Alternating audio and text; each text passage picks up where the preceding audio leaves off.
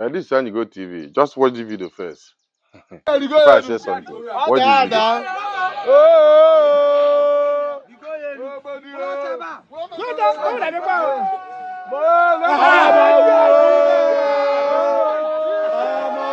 See after watching,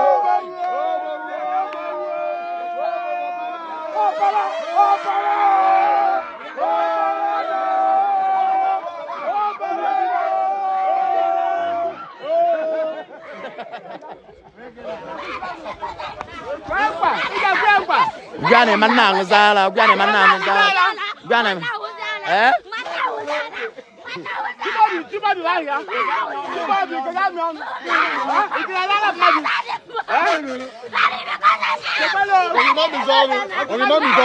Imam is on. You don't go talk much again. Imam is on.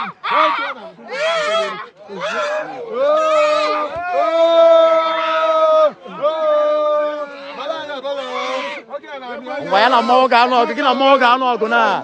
Kere, yana aga no go. Itibuze, kina moga no, itibuze mo ne gawaze.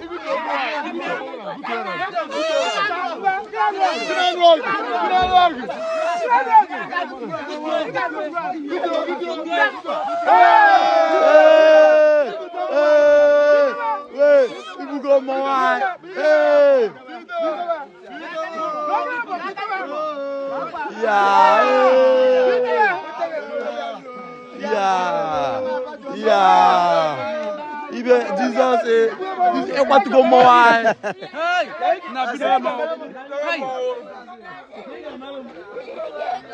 Ego. Cafe UI. Cafe UI na school. Cafe that. You don't watch the video already. If I for now above or Igbo tradition. Ani manasi na balabala feloke obulala. Ina amasa obele nwa mmanwu because ana akpọ ya mmanwu. Mana afọ n'ụfọdụ be anyị amara ama n'ụfọdụ be anyị ọ mmanwu ka a na-etizikwo ka na onye pụtwa osela akpa aje ihe na-arụ si no na-eti mmanwu. Ịma na ife akọ ya abụọ apụta afọ ebe ndị amị ife nweke ndị amị ma ọ bụ ndị ebe a na-eti mmanwu ife ma ọ bụ na-eme mmanwu akaje a na-asị na na-emebi omenala Igbo.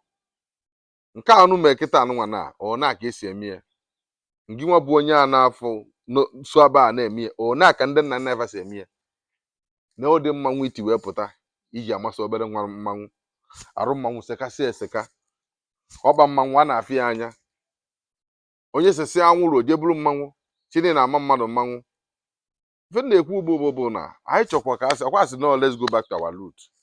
A na-aga back to our root a na-afa aga si mee ife ka ọ dị mma na ọ bụrụ ịpụta nnọọ n'inugwo n'ọka nne na nna anyị fasi eme ya imezie nke ọbụla sọrọ na obere nwa anyị na-amasa mmanwu. And again onwe obodo bụ n'oge gboo n'abalị ka eji amụ ụmụazị mmanwu ọ bụrụ daytime ọ bụrụ na unu ofesi sesi anwụrụ ka unu si eme nke unu akpọpụta obere nwa si anụ na amụ ya mmanwu. Ndị nwa bụ onye mmanwu nwa na-amazi mmanụ mmanwu na ụdị mmanwu iti wepụta ilo mmanwu sekasị eseka ọ dị nkwa abapụta afọ ebe ndị amị na-eme jump like nwa awọ asị na ndị amị ebido na ndị amị na-eme mmanwu jump like nwa awọ na ndị amị na-emebi awa culture na ndị amị na-eme nka na-eme nka. Mmanwu na-ebu ebube. Mmanwu na-ebu ebube n'omenala Igbo. Mmanwu na-ebu ebube n'ala Igbo. O nwere mmanwu ya abịa ikiricha ịbọ mmanwu ego. O nwere mmanwu ya abịa ikiricha ịbọ mmanwu ego ma na mmanwu na-egbu ebube. So even na Chikwu bụ ụmụnne anyị kwetakwa n'omenala Igbo. Anyị kwetakwa dịka unu si let's go back to our culture. But dịka m si ekwukwa go back to our culture abụọkwa for everything. Ọbụọkwa for everything. Ọbụọkwa onye pụta imeve sọrị maka na esi let's go back to our culture imeve sọrị asọpụtara na nke a. I'm proudly Igbo. I believe in Igbo tradition because ama m na Igbo tradition nke dị mma nwere uru ọba na ndụ mmadụ mana nke dị njọ tikpofuo ya mana nke dị mma si mee ya ka ọ baalụ nwoke baalụ nwaanyị. Anọkwa m na-apụta asị na nke anụnwa zikpụtafa ncha niile tinye mba si mee nke dị mma. Asị me na Igbo TV ị na-enecha vidio anụnwa ọ bụ na o gosi gị n'ibe nkwubo dị mma share this video ka other people fụ ya. Share this video, do me a favor and share this video. Mana ife nkwugbo bụ uche onye adịghị njọ ekenekwa m unu. I love you all.